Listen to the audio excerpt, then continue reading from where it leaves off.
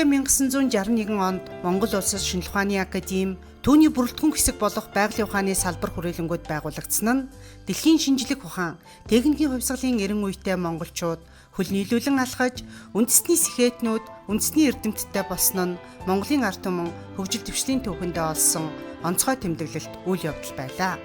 Монгол улсад физикийн шинжлэх ухааныг бодлого зорилготой хөгжүүлэн орчин цагийн техник технологийн аливаа ололт амжилтыг улс орныхоо хөгжил цэцэглэлтэнд түүчээлэн авчирсан эрдэм шинжилгээ судалгааны уган байгууллагуудын нэг бол Шинжлэх ухааны академийн физик технологийн хүрээлэн билээ.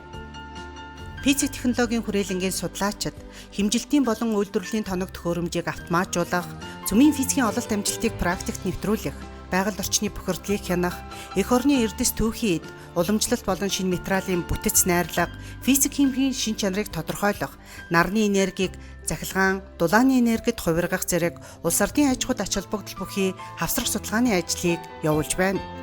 Эдүүгээ тус хүрээлэн 100 гаруй эрдэм шинжилгээ инженер техникийн ажилтнтай, дотоодын болон гадаадын олон орны судалгааны багуудтай хамтарсан 20 гаруй төслийг хэрэгжүүлэхийн зэрэгцээ тус хүрээлэнд физик электроникийн, дээдлийн технологийн, нанотехнологийн орчин үеийн лабораториуд ажиллаж байна. Эдүүгээ манай эрдмийн хамт олон физикийн шинжлэх ухааны суурь судалгааг орчин үеийн түвшинд явуулах, экологи эдийн засгийн өндөр үр ашигтай технологиг нутагшуулах, шинжлэх ухаан суурилсан бизнесийг хөгжүүлэх зорилгоор олон улсын судалгааны хамтарсан төсөл хөтөлбөрт оролцож, шинэ мэдлэг бий болгох, түгээн дэлгэрүүлэх, шинжлэх ухааны ач холбогдлыг нийгэмд сурталчлан таниулах, техник технологийн шин шийдлийг нэвтрүүлэх, Монгол залуусын оюуны чадамжийг дэлхийд таниулах үүргээ нэр төртэй биелүүлж явна.